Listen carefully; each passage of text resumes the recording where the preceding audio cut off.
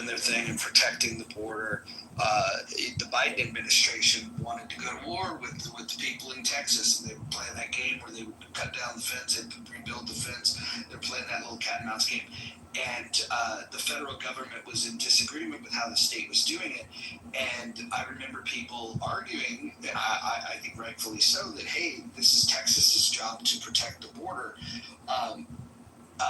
However, in California, they have a different approach to it. They just kind of let anybody, any Tom, Dick, or Jose in the country that wants to come in. And so, if you could get a constitutional amendment that said that border security was going to be adhered to, and that you were going to take the executive power away from making decisions that could lead us back to Biden-like policies, then maybe I could be interested in that. But I look at what Biden did to the border, and I say that less government control at the federal level would be best.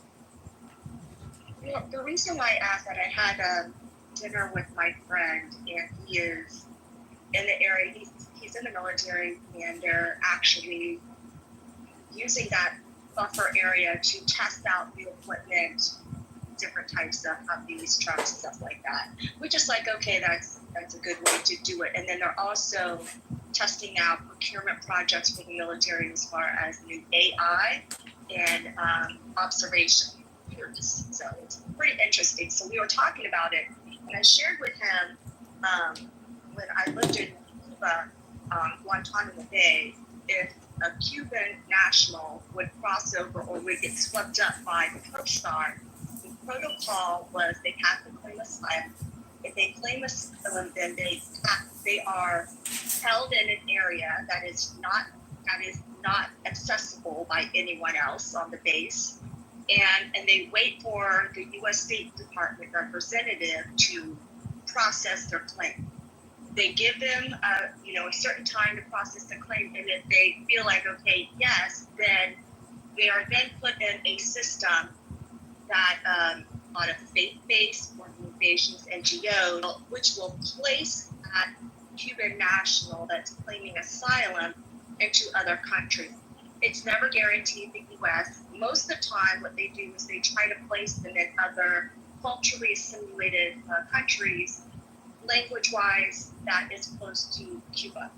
So it made me think of, okay, if there's this border, this buffer zone, just in that short span, it would then kind of regulate as far as, lower the propensity of violence on border patrol, people that are bordering it, and then it would go through a State Department, so which they could be actually vetted on not only on a U.S. scale, but then also shared with other countries to ensure that they're not actors and processing fake asylum claims. The problem is, and it's just catch and release. Oh, well, then you have to wait for your court date or whatever. And the courts are so backed up, and there aren't enough of them. That's the reason why a lot of them are like, okay, I'm just waiting. To answer, Abby, what countries? I'm not sure what you're asking. I was talking about Cuba and Guantanamo Bay. But the countries that they would be placed into would be like South American countries. I don't know if that was what you were referring to after that. It feels like on the national security side, having a process through State Department would be a better vetting system than actual CBP, because CBP does not, their databases don't speak to other databases, which causes for people to kind of slip through. There's a reason why there are thousands of passports from various countries on the other side of the ships when they drop up right before they cross.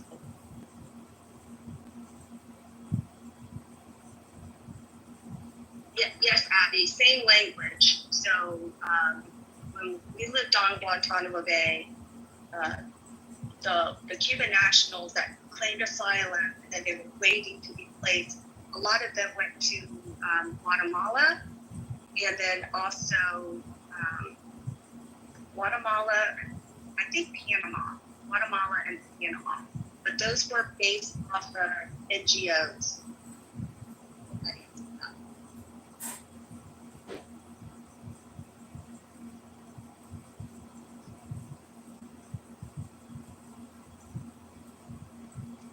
Right now, I think the KK, I think, and I've said this prior to Trump taking office, and I had a lot of people on the left agreeing with me.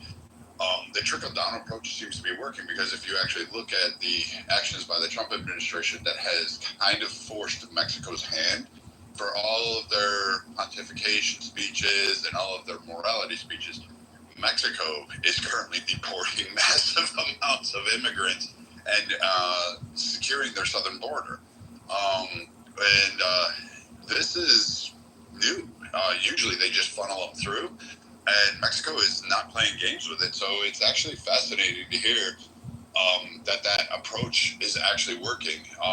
Kamala's plan, I believe, was to provide economic zones and opportunities subsidized by U.S. taxpayers to give it to companies that make like T-shirts like Columbia and Patagonia, as long as they put factories in these countries. And they said that'll help. That didn't really work. That was her big border secure idea, and that was just as dumb as anything else out that she's ever stated on. So I think right now, I agree with Roger. I see your point, though. It would be nice if we could have a federal buffer that all presidents in the future would actually honor and adhere to. I think the U.S. government, under its federal system, would actually do a better job of catching those that we definitely don't want in the country, most particularly terrorists, and then being able to secure them and handling it at a federal level with a decreased cost of the state. But the same concern would arise with me is, what if you did get AOC? Oh, dear God, we'd all be flooding to Canada, I guess, because they have a secure border and they don't allow people in. So, I mean, it would just be a nightmare to give that kind of power to it. Yeah, everyone should be deported and or shot and killed instead of deported. Execute them or just deport them and clean up the country. It makes sense to you guys, right? Stupid asses. Stupid asses. This is Goat's transgender profile. Yeah, but you were excited. You were excited when I said kill them all or deport them all. I bet that resonated with you, didn't it? Yeah, that's a great idea. Edmund, don't you live?